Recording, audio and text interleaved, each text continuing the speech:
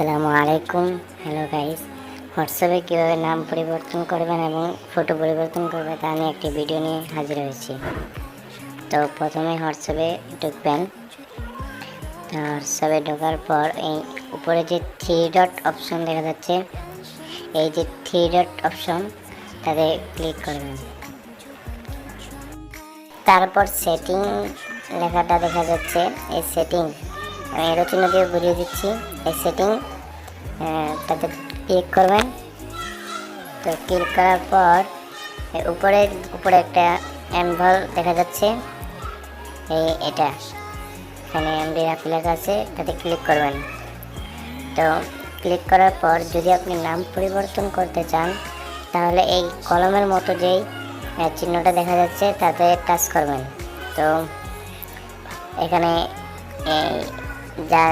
যে নাম পরিবর্তন করবে তা নাম পরিবর্তন করে এই নিচে এর জন্য দেখা যাচ্ছে না সেভ করুন লেখা আছে, তো তাতে ক্লিক করবেন। তো ক্লিক করলে আপনার নামটা সেভ হয়ে যাবে। আমার নাম আগে থেকে এটা আছে, তাই আমি আর পরিবর্তন করলাম না। আর যদি আপনি ফটো পরিবর্তন করতে চান তাহলে এর উপরে যে ক্যামেরার মতো একটা চিহ্ন আছে তাতে ক্লিক করবেন। যদি আপনি এখন ফটো তুলে লাগাতে চান তাহলে ক্যামেরা লেখাটা আছে তাতে ক্লিক করবেন।